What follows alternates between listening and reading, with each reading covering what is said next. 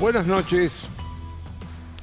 Las elecciones de Chaco de ayer las voy a analizar luego con el senador nacional Víctor Zimmerman, que es de Juntos por el Cambio, y también con el diputado provincial Livio Gutiérrez.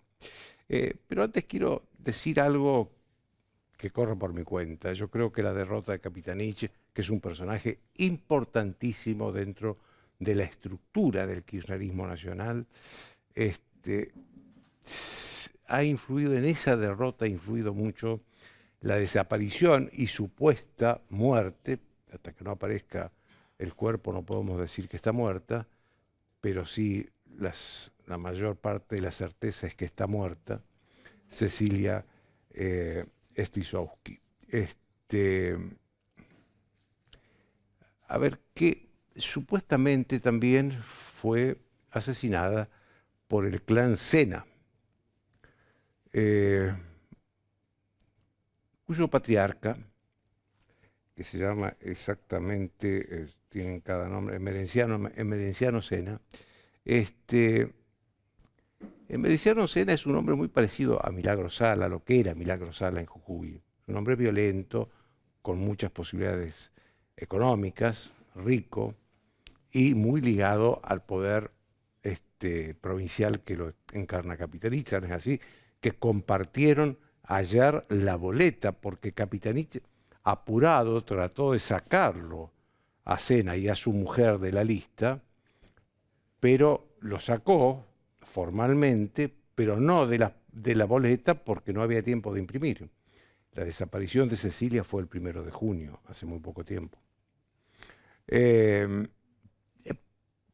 A mí me llama la atención, y quiero hacer un paréntesis con esto, el silencio del gobierno nacional sobre este caso. Ni Cristina Kirchner, tan sensible por las cuestiones de género, ni el presidente de la Nación se pronunciaron por la desaparición y supuesta muerte. Se habla hasta de descuartizamiento de una mujer en el Chaco. Mientras tanto, el secretario de Derechos Humanos, Pietragala, se fue a Jujuy, donde hay un problema político por una reforma de la Constitución. Ahí se violan los derechos humanos. A donde se mata a una mujer, o supuestamente se mató a una mujer, no se violan los derechos humanos. Bueno, ahora de todos modos yo quiero decir que ojo con el Chaco, porque lo que se votó ayer fueron elecciones primarias, obligatorias, las PASO. Las elecciones en serio, las que van a elegir autoridades, se van a hacer el 17 de septiembre, dentro de 3 meses. Es decir, y ya Capitanich una vez en alguna elección reciente dio vuelta a la elección, perdió la primera vuelta y ganó la segunda vuelta. Ojo, ojo, digo yo, que no todo está ganado en el Chaco. Pero lo que más me llamó la atención a mí del Chaco fue el ausentismo. Y para decirlo de manera más realista, la continuidad del ausentismo en casi todas las que se viene dando en casi todas las elecciones provinciales. En el caso del Chaco hubo casi un 48% de ausentismo. Pero también en Mendoza se había dado el 42% de ausentismo. O el 45%, a ver, acá lo tengo. No, en Tierra del Fuego fue el 45%, en Mendoza fue el 42%, efectivamente. En Corrientes, el 47%. Y en Río Negro, el 38%, para hablar de las 5 provincias que más ausentismo tuvieron. Cuando se dice ausentismo, se engloba a todos los votos nulos, es decir, al que no fue a votar, pero también al que fue a votar y votó en blanco, o anuló el voto de alguna manera. A propósito, por supuesto. A mí me llama la atención esto. Son números que no se habían dado, de ausentismo, no se habían dado nunca en 40 años de democracia. Tal es así que la Argentina figura entre los países donde su sociedad confía más en la democracia en Latinoamérica. En todas las encuestas que se hacen en Latinoamérica. Que por lo general hay una encuesta anual que lo hace la OEA, la Organización de Estados Americanos, que se llama Latino Barómetro, donde se pregunta por la democracia. Y la Argentina es uno de los países donde más la sociedad más confía en la democracia, a pesar de todos los problemas que hay. Ahora, esto es contradictorio, porque por otro lado, un porcentaje importante de la sociedad no va a votar o anula su voto.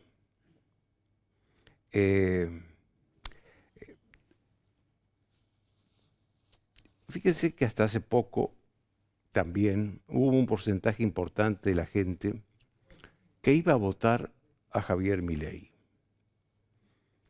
Era un fenómeno electoral. Javier Milei no tiene trayectoria política, no tiene un partido político tradicional, y no tiene experiencia pública en la gestión pública. Y sin embargo lo iba a votar.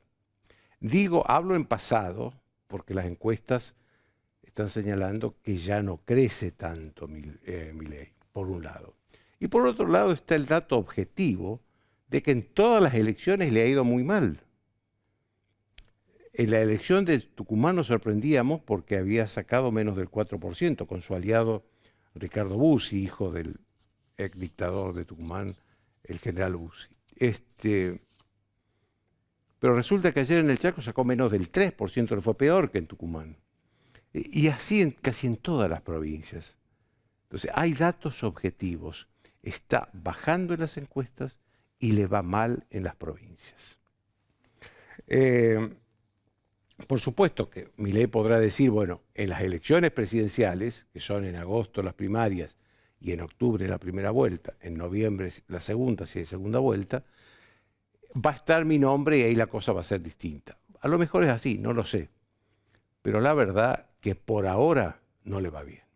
Ahora, de todos modos hay que preguntarse, ¿qué pasó? ¿Qué pasó para que la gente, un porcentaje importante de la sociedad, decida no votar o anular su voto? Yo creo que una de las primeras cosas que hay que mirar son los últimos 4 años. El gobierno de Alberto Fernández ha sido malo, ha sido muy malo. Y veníamos del final del gobierno de Macri, que también fue malo. Macri tuvo los 2 primeros años buenos, por eso ganó la elección de mitad de mandato en 2017, y después el final fue malo. Entonces tenemos una sociedad que hace 5, 6 años que vive muy mal. Esta es la verdad. Y que ha perdido las expectativas de que esta dirigencia política, sea la oficialista o la opositora, pueda resolverle los problemas. Esta es la verdad. A eso hay que sumársele las interminables peleas internas dentro del oficialismo y dentro de la oposición. Fíjense que estamos ante un dato curioso. Por primera vez en 40 años estamos a 5 días de que venza el plazo para inscribir listas de candidatos y no hay ninguna fórmula presidencial integrada. Ahora voy a tener a un precandidato presidencial, Daniel Scioli, pero la verdad que ni del gobierno ni de la oposición hay una fórmula con presidente y vicepresidente integrada para... No lo hay. Por primera vez en 40 años faltan 5 días nada más. Faltan 5 días, nada.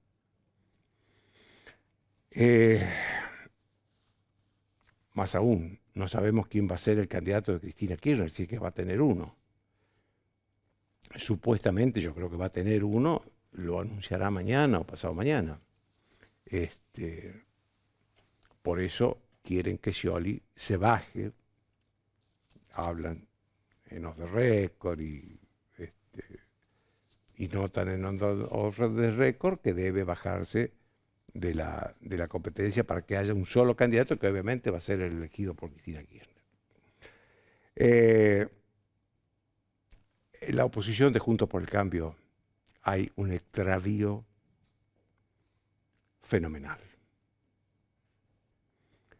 Unos quieren ir con peronistas no kirchneristas como Juan Schiaretti, los otros anuncian futuros acuerdos con Milei.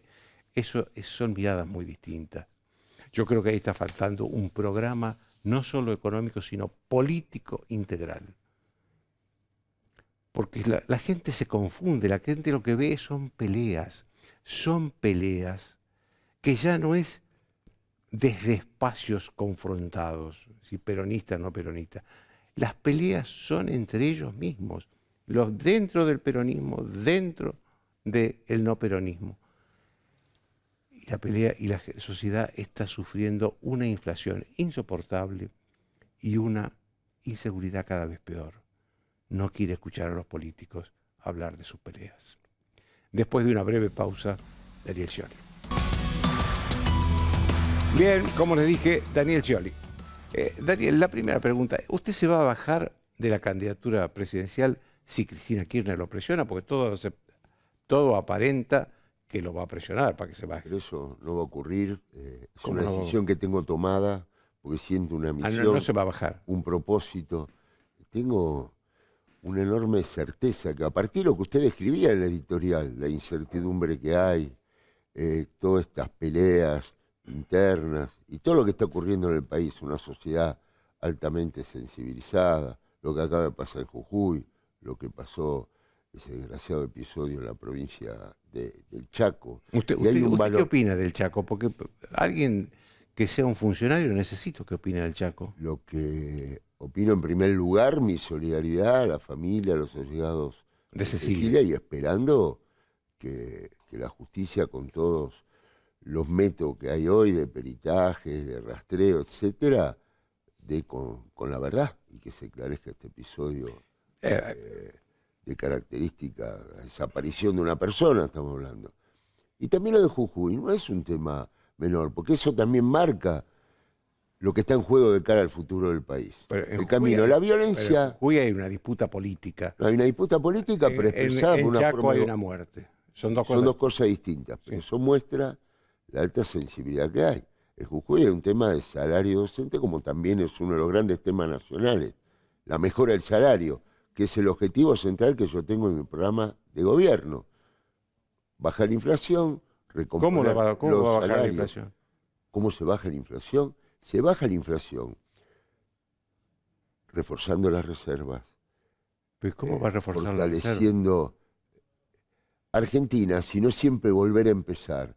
Estamos próximos a la inauguración de la primera etapa del proyecto, algo que yo impulsé en su momento. Sí, el gasoducto Néstor Kirchner. Bueno, eso va a tener un impacto en toda la economía, porque pasamos a tener superávit energético, la industria se puede proveer de gas a precio más competitivo. Pero usted el gasto público, por ejemplo, que todos los economistas dicen que es importante en la inflación, ¿no lo va a bajar? ¿El qué, perdón? El gasto público. Hay que hacer un ordenamiento del Estado, no tenga ninguna duda. Los planes sociales, ¿qué va a hacer? Hay que generar oportunidades de empleo, y Argentina tiene sectores, porque de la mano de un shock productivo con una estabilidad auténtica vienen las soluciones de fondo a los problemas que el país tiene. Algunos quieren llegar al equilibrio fiscal vía el ajuste, vía la represión, ya lo vimos, salario de 40.000 pesos. Y otros, como yo, que defiendo, el camino es el desarrollo moderno hacia el futuro del país en un contexto geopolítico nuevo en el cual Argentina tiene extraordinarias oportunidades que hay que aprovecharlas y poner todo el esfuerzo ahí, pero no en las peleas. Usted con el shock productivo me hace acordar a Menem con el salariazo, discúlpeme. Bueno, aumento de salario tienen que venir, es una prioridad. Ninguna duda, la gente no da más, no hay más margen para ajuste, por sufrimiento, por eso... Ahora, ¿y qué relación va a tener entonces con Cristina Kirchner? Porque Cristina Kirchner está en contra de... ¿Por qué quiero a la paso? Para tener la autonomía, la independencia política, para hacer lo que haya que hacer en Argentina en el tiempo que se viene. Porque defiendo la democracia interna. Usted dice que si gana las PASO no tiene una relación de, digamos, obediencia con Cristina Kirchner. Si yo tomo esta decisión, y con todo el respeto a la vicepresidenta, al presidente de la Nación, personal mía, de compromiso con mi país, que no puedo ser indiferente por lo que está ocurriendo. Como advertí en el año 2015, aquellas cosas que la gente recuerda, también advierto ahora que hay dos visiones de cara al futuro del país, dos caminos.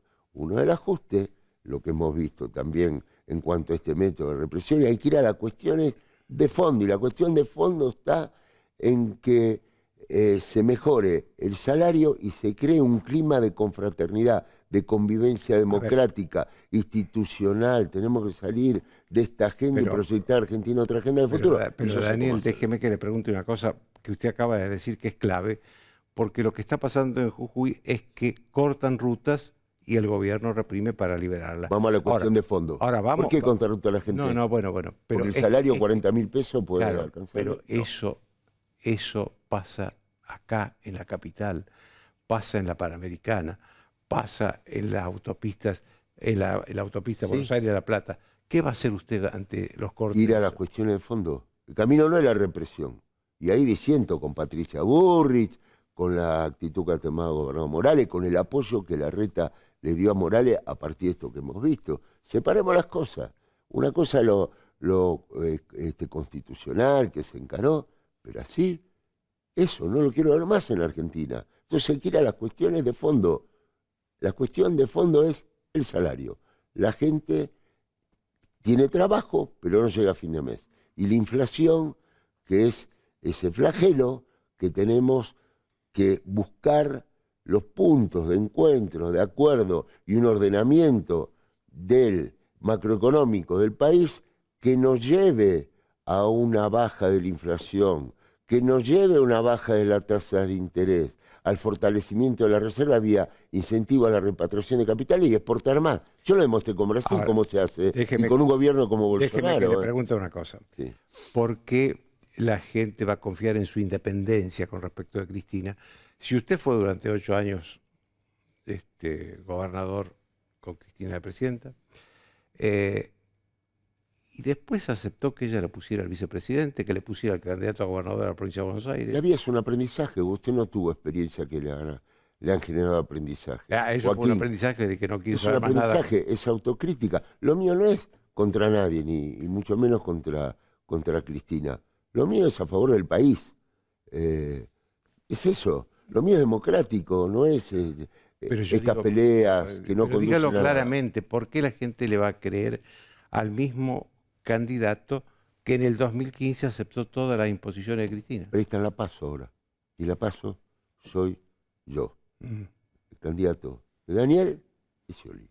Yo soy el que me hago responsable. Con toda la gente que me acompaña. Supongamos una hipótesis que Cristina lo llama y le dice, a ver Daniel, ¿qué querés? ¿Qué cargo querés? ¿Vicepresidente, senador, diputado? ¿Qué querés?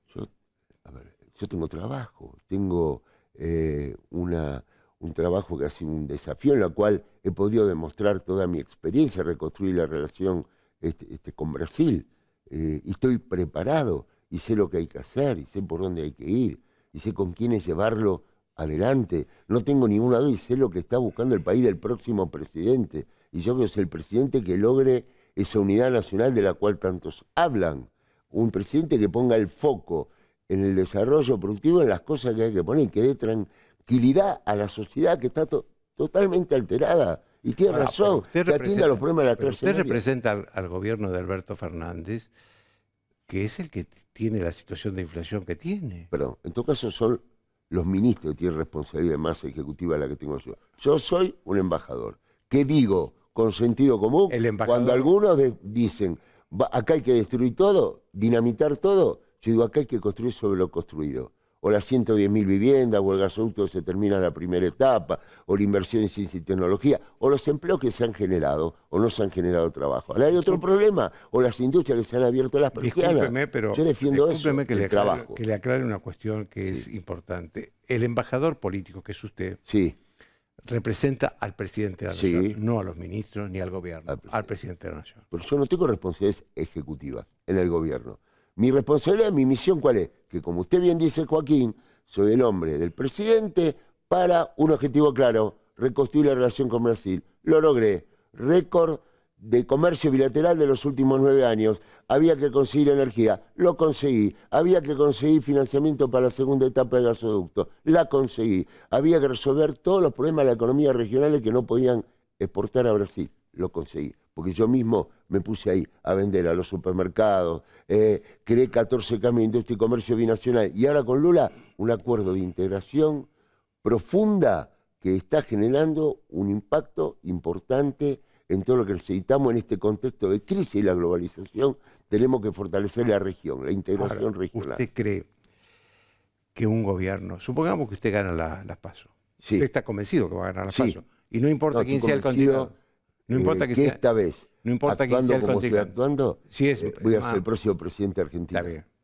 Entonces, antes le va a ganar a Massa, a Guado de Pedro, Yo a le quiero Kicillof, ganar o a sea. la inflación, le quiero ganar al problema de Después le inseguridad. ganará a Patricia Yo no Bullrich, contra a nadie. Rodríguez Larreta. Bueno, y tengo la capacidad de hablar con Bueno, todo, ahora, lo que no significa coincidir con todo, porque el otro día también... Pero ahí déjeme que le haga Sí. una pregunta.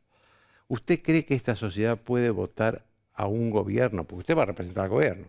No. Yo soy peronista que representa una agenda hacia el futuro distinto. Viene un país diferente. Ahora, pero, La gente lo está pidiendo. Está bien, pero va a representar al oficialismo. No, represento, me pertenece a peronismo. 25 años de experiencia que usted me vio de los comienzos de mi carrera política, ahora la pongo al servicio del pueblo argentino. Si y que la gente elija Si democráticamente. usted gana las PASO, no hay candidato del gobierno, entonces. Pero, digo, alguien que sea... El candidato de gobierno, candidato de Cristina, candidato de Alberto. Pero usted fue El funcionario. candidato de Alberto son las PASO. Usted fue funcionario de Alberto, o es funcionario de Alberto. Entonces digo... El embajador, sí. Bueno, por eso. Entonces, digo, No. la sociedad puede votar al representante de un gobierno con este nivel de inflación y de inseguridad. Va a votar a quien confíe que pueda revertir esto y llevar a la Argentina a una agenda totalmente distinta, que entienda la nueva realidad geopolítica. ¿Y por qué cree usted que usted es esa persona? Porque tengo la experiencia, porque tengo la sensatez, porque soy previsible, coherente, confiable. Pero ¿qué termómetro tiene de la sociedad para saber que lo va a Porque elegir lo usted? siento, me doy cuenta de que llega acá al canal, la gente, los muchachos del equipo, me pasa todo el tiempo. ¿Qué lo Estoy saluda? Porque sintiendo. usted lo conoce. No, me saluda, me alientan. Todo empezó en Mar del Plata, el Bristol Tea famoso. ¿El A veces, qué? el Bristol Tea, salía a caminar por la Brito, meterme ahí en la playa, a conversar con familia de todo el país, y dije, pucha, acá está pasando algo. qué le decían No puedo ahí ser en la indiferente. Daniel, esta vez tenés que ser vos. Daniel, nos recordamos el debate presidencial. Daniel, por favor, volvé. Bueno, algunos pensaron que Brasil era mi retiro. Brasil fue y es un aprendizaje para crecer, para entender la agenda del futuro que se discute en el mundo, donde hay Ministerio del Futuro, donde está el tema de las nuevas tecnologías, inteligencia artificial, las nuevas modalidades del trabajo. Yo, a la experiencia que yo tenía, a la autocrítica que también hago, a las correcciones que sé que tengo que hacer y a la legitimidad que le pido a la gente, que vaya a votar, participación, democracia, eso es lo que estoy defendiendo dentro de nuestro espacio político. Pero Daniel, a ver, usted fue embajador en Brasil, Sí. después vino a ministro de Producción. 40 días una emergencia, como hice siempre cada vez que me pidieron, como fui secretario de Turismo y Deporte después de dijeron, Dualde. no te en necesitamos el peor como momento ministro de la Producción y Argentina. se volvió como embajador. No, porque el gobierno tuvo que reconfigurar las áreas ejecutivas y tomó la decisión el presidente con Cristina y con Massa de reorganizar el gobierno de esa manera, unificar los ministerios. Y ¿sabe lo que me dijo el presidente a mí? Daniel, me gustaría que te quedes en el gobierno, te armo un superministerio. Le dije, Alberto, no. No. Porque yo creo que puede ganar Lula, y si gana Lula, ya vengo trabajando en un acuerdo de integración profunda sin precedentes. Y miremos lo que hizo Lula para llegar al gobierno. Integró a todos los que fueron sus opositores, habló con todos. ¿Usted va a hacer eso? Por ninguna duda, si hay el original del diálogo, el que siempre está dispuesto a escuchar, entender que la democracia es la diversidad, en promover una buena convivencia. El senador radical, que creo que es el próximo invitado, como estaba conversando con él. Y todos saben, y me han visto ahora como embajador. Yo recibo a gobernadores de cualquier signo político. Pero Daniel, usted fue 12 años funcionario del kirchnerismo. Yo fui 8 años gobernador. 8 años gobernador y 4 años más votado en la y historia. 4 años de vicepresidente. Sí, fui vicepresidente. Y si hay en un algo periodo que de grandes si hay algo transformaciones que el del país. kirchnerismo tuvo es no diálogo con la oposición. Usted sabe que si hay algo que me caracteriza a mí, siempre es esa actitud, ese estilo, que no es moderación, no es tibieza, es firmeza. Pues yo puedo escuchar a todo, pero cuando tengo que tomar una decisión, la tomo, como esta que he tomado. Someterme al voto popular, que sea la gente con su voto la que decida. ¿Qué opina de Sergio Y no Massa voy a dejar que nadie me lleve por que delante. está pidiendo? Y no voy a dejar que nadie me lleve por delante. ¿Se entiende esto? No voy a dejar que nadie me lleve por delante. Eso, Porque creo en la democracia y creo en los eso votos. incluye a Cristina No, Kirchner. no, no estoy hablando de ninguna persona en particular. Nada. Bueno, pero ninguno es una No, persona. no, no. ¿Por qué lo vincula a Cristina? Si la vicepresidenta... Bueno, déjeme que le haga una Sí. pregunta. ¿Qué opina de Sergio Massa cuando está pidiendo candidato único? No coincido con él. Yo creo que el candidato único es el pueblo y el orden político, económico, lo va a dar el fortalecimiento de nuestro espacio con la perspectiva de victoria hacia el mes de octubre, generando una PASO que es coherente con lo que fue el ingreso de mi carrera política. Empezó en una PASO en la capital federal, que nadie daba un mango por mí, y me enfrentaba a todo el aparato, que en ese momento lo encarnaba Miguel Ángel Toma, un dirigente de mucha experiencia, que al otro día que yo le gano, se puso a lado de mí, trabajamos juntos y después la termino ganando a caballo. Y aparte, fíjese en donde hay paso movilizadora, potencia los espacios políticos, es la democracia, es la soberanía del pueblo con su voto. Gracias, Daniel. Gracias a usted, recen por mí, como dice el Papa. Después de una pausa, el Chaco con el senador Zimmerman y el diputado Gutiérrez. Bien, como les dije, las elecciones del Chaco con el senador Víctor Zimmerman, senador nacional por Juntos por el Cambio, y también por Zoom lo tenemos al diputado provincial Livio Gutiérrez. Buenas noches, diputado Gutiérrez. Y buenas noches, senador también. Pero bueno, usted lo tengo cerca. Al diputado lo tengo lejos. Así es. Lo primero que le quiero preguntar a los dos es, a ver, ¿qué influencia real tuvo el caso de Cecilia Strisowski en la elección de ayer y en la derrota de Capitanich, ¿no? Doctor, yo quisiera, antes de contestarle su pregunta, primero agradecerle la invitación, pero sobre todo agradecerle en nombre de los chaqueños la difusión de este hecho, de este caso, que nos duele muchísimo a todos nosotros y nos avergüenza. A nosotros nos gustaría a los chaqueños hacer noticia por otras cosas. Dicho esto, que para nosotros es trascendente, más allá de que la difusión empezó con periodistas de nuestra provincia, que es complejo, porque ustedes saben que la pauta es del gobierno, y estos gobiernos que gobiernan hace muchísimo tiempo y una enorme dependencia. Sin esta difusión de parte de ustedes y que sea una noticia nacional, creo que hubiese sido mucho más difícil. Esto garantiza que se siga con la investigación y con la transparencia que se necesitan para que los que de alguna manera sean responsables las paguen. Tienen que estar presos. Dicho esto, yo creo que influyó en las PASO. Ahora no sabemos exactamente cómo, yo no sabría decirle, tengo mis dudas, porque yo quiero contarle, yo participé en la marcha que se hizo la semana pasada, junto con mi mujer y mis hijas, porque tengo hijas de la misma edad que Cecilia y algunas menores. Leí en los diarios que hablaban de miles de personas, ¿no? Miles de personas, en resistencia alrededor de 50.000 personas y concentración en todas las plazas de distintas localidades del interior. Por lo tanto, para nosotros es un hecho inédito. Pero en esa participación, que estuve a más de 150 metros del palco, porque yo no quiero que se politice la causa en sí, nosotros queremos saber la verdad. Por eso participé con mis hijas, como cualquier ciudadano de resistencia y cualquier padre de familia que tiene estas responsabilidades. Ahora vi en esa marcha mucha bronca, mucho reclamo de transparencia, mucho reclamo de que se haga justicia. Y entonces, bueno, obviamente también hay enojo contra la política, hay que reconocerlo, y en particular por esta vinculación que sabemos que tiene la familia Sena y el Merenciano en particular con el gobernador de la provincia desde el punto de vista político. Déjeme hacer una pregunta al diputado claro. Gutiérrez. Diputado, a ver, el senador acaba de nombrar a Emerenciano Sena. Acá en el resto del país no se lo conocía hasta ahora. ¿Quién es este señor? ¿Es cierto que tenía tanto poder? ¿Es cierto que tenía tanta vinculación con el gobierno? Sí, totalmente. Yo lo conocí a Emerenciano Sena en la causa de Schocklender, cuando se cortan los fondos que entregaba la Nación para la construcción de viviendas, se produce un incidente entre Joclender y Sena, donde hay denuncias cruzadas entre ambos respecto a la situación de los dineros públicos. Y ahí lo conozco a Joclender, de hecho vino a la Comisión de Vivienda del Congreso de la Nación aquí a la provincia del Chaco. Para tapar este escándalo gigantesco, directamente el gobierno de la provincia del Chaco empezó a transferir fondos para continuar ya no con el sistema Meldorec, que era el sistema de las viviendas de sueños compartidos, sino ya con materiales ladrillo y demás.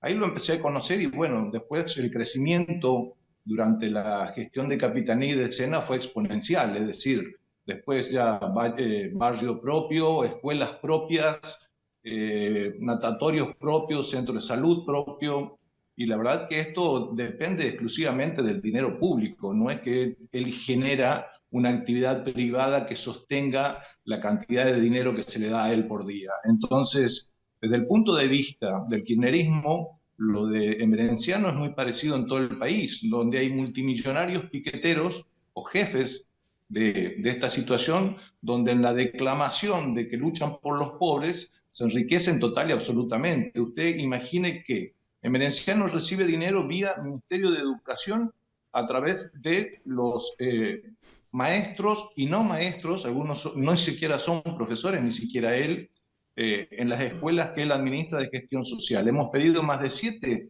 informes al gobierno de la provincia que nunca ha contestado al respecto. Por otro lado, hemos pedido actos de desagravio por el izado de la bandera de Cuba en esa escuela. Obviamente la ministra de Educación en su momento tampoco nos hizo caso. Y esto tiene una matriz muy, muy compleja y que hoy por hoy la gente se cansó. La gente se cansó porque en el Chaco pagamos tarifas de luz siderales, 20.000, 30.000, 40.000 pesos por mes. Y la provincia, ahí lo va a explicar después seguramente el senador Zimmerman, ni siquiera le paga a la proveedora que es Camesa. Entonces hay que preguntarse dónde está la plata de los chaqueños. Cada chaqueño, mire, Joaquín, recibe en lo que fue solo este año, en concepto de coparticipación federal, 175.000 pesos por persona, per cápita, ¿sí? Cuando uno lo compara con Mendoza, Mendoza recibe 80.000 pesos per cápita y nuestra vecina provincia de Corrientes recibe 120.000. Recuerdo la cifra que le dije primero, 170.000. Es decir, vienen dineros públicos vía coparticipación federal que duplican y triplican al de otras provincias, y la verdad que la pobreza en el Chaco ha crecido en forma exponencial. Y ha crecido en forma exponencial, y cuando empiezan a hacer el discurso de que los gobernadores del PJ no tienen que ver con la inflación, hay que decirle al país que sí tienen que ver los gobernadores con la inflación, Joaquín, porque forman parte de este gobierno nacional y sostienen a Alberto Fernández y a Cristina Kirchner. Déjeme, diputado, que le haga una pregunta al senador Zimmerman. ¿El señor Sena tiene tanto poder en el Chaco como se dice? Sí, claro que lo tiene. Yo quiero hacer un agregado a lo que decía Livio. Los inicios de Emerenciano Sena en nuestra provincia irrumpe con una inundación en el año 98, en la ciudad de Barranquera más precisamente, y a partir de ahí empieza a hacer reclamo, instala el rancho... Estamos de hace 25 años. Sí, instala el rancho de la Dignidad, frente a la Casa de Gobierno, en la gestión del doctor Ángel Rosas. A partir de ahí empieza a recibir de alguna manera, él pedía... Ángel Rosas era un gobernador radical, ¿no? Exactamente. Él pedía planes y alimentos para su familia y para los que de alguna manera él representaba. Lo obtuvo y a partir de la gestión siguiente a la del doctor Ángel Rosa, el gobernador Niquí le dio proyectos productivos. Ahí se inicia la historia de la chanchería. Y después cuando gana el gobernador Capitaní, el contador Capitaní, es donde de alguna manera va a Sueños Compartidos con Madre de Plaza de Mayo y él empieza a construir vivienda junto a los Joclender. Hace una presentación en el Colegio de Arquitectos e Ingenieros de la nueva modalidad de construcción de las viviendas, se pelea después con los Joclender y finalmente queda con un movimiento piquetero, como le gusta que le llamen a él y a la mujer, y ahora es uno de los dirigentes más ricos del norte argentino, y no lo decimos nosotros, lo dice la causa que está iniciada ahora de la Justicia Federal por lavado de dinero.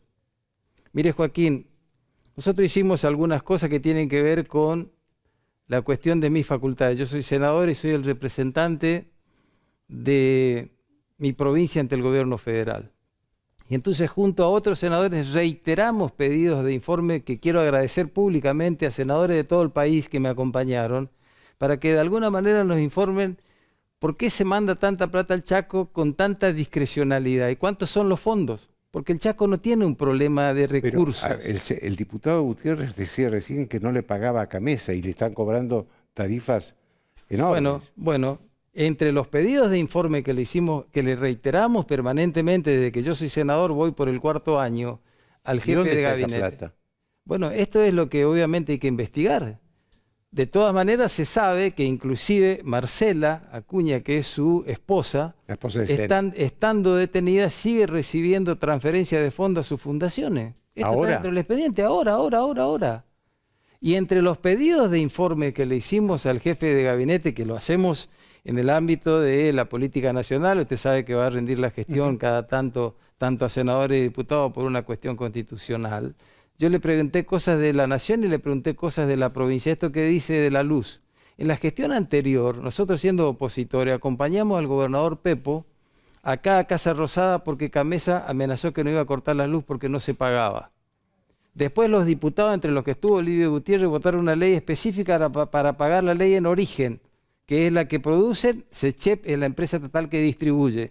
En el último informe del jefe de gabinete que me mandó el mes pasado cuando estuvo en el Senado, me informa por escrito el jefe de gabinete que SECHEP, que es la distribuidora, debe más de 127.800 millones de pesos en conceptos de luz en origen. Y nosotros pagamos la luz todos los días. Bueno, estas son las cosas que pasan en el Chaco, una provincia empobrecida, pero que no tiene transparencia ni falta ni aplica prioridades con respecto al gasto, con una pobreza creciente en el área metropolitana, con una indigencia creciente, y que esto es lo que de alguna manera llevó al hartazgo de la gente. Déjeme hacerle una última pregunta a los dos. Faltan 3 meses para las elecciones generales, para las elecciones que se van a elegir realmente los gobernantes. Y ya Capitaní dio vuelta a una elección. ¿Hay alguna posibilidad de que en el 2021 de que dé vuelta a esta elección? Primero lo dejemos al diputado Gutiérrez que conteste. ¿Hay alguna posibilidad, diputado, que dé vuelta Capitanich otra vez esta elección? La verdad es que esta elección de este domingo fue a propósito.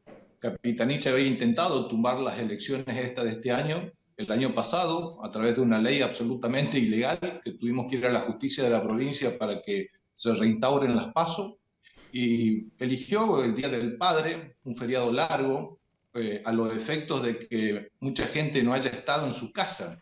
La gente que no fue a votar, los próximos 90 días la van a ir a buscar. Van a decir, Joaquín, escúchame, no fuiste a votar al compañero Coqui el domingo, pero vos tenés una pensión, vos tenés una jubilación, tu hijo tiene una beca.